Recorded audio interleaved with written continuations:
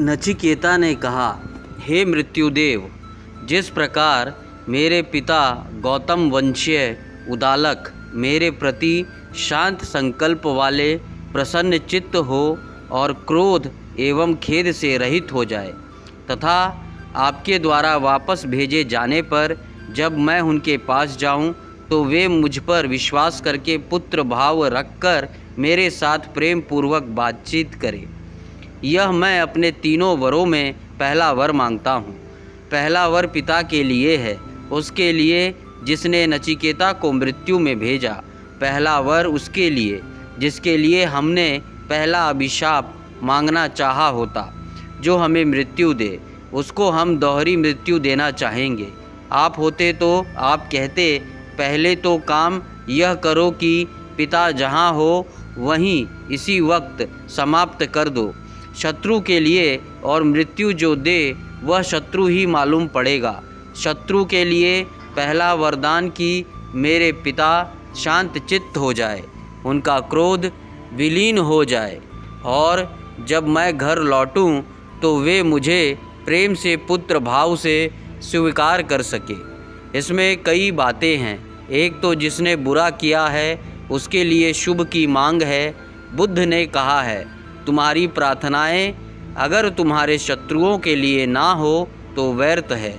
और जीसस ने कहा है, अगर तुम्हारा एक भी शत्रु है तो तुम वापस जाओ, उससे क्षमा मांगो, उससे मित्र बनाओ, तभी मंदिर में लौट कर आना, क्योंकि उसके पहले कोई भी प्रार्थना पूरी नहीं हो सकती।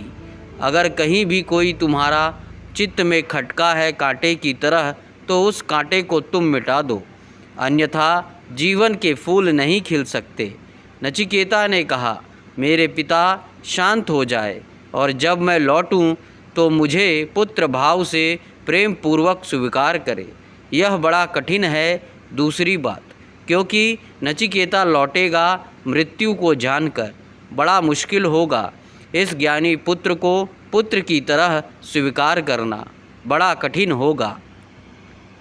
यमराज ने कहा, तुमको मृत्यु के मुख से छूटा हुआ देखकर मुझसे प्रेरित तुम्हारे पिता उदालक पहले की भांति ही यह मेरा पुत्र नचिकेता ही है, ऐसा समझकर दुख और क्रोध से रहित हो जाएंगे और वे अपने आयु के शेष रात्रियों में सुखपूर्वक शयन करेंगे। इस वरदान को पाकर नचिकेता बोला, हे यमराज, स्वर्गलोक में किंचित मात्र भी भय नहीं है। वह मृत्यु रोग स्वयं आप भी नहीं हैं। वहाँ कोई बुढ़ापे से भी भय नहीं करता। स्वर्गलोक के निवासी भूख और प्यास इन दोनों के पार होकर दुखों से दूर रहकर सुख भोगते हैं।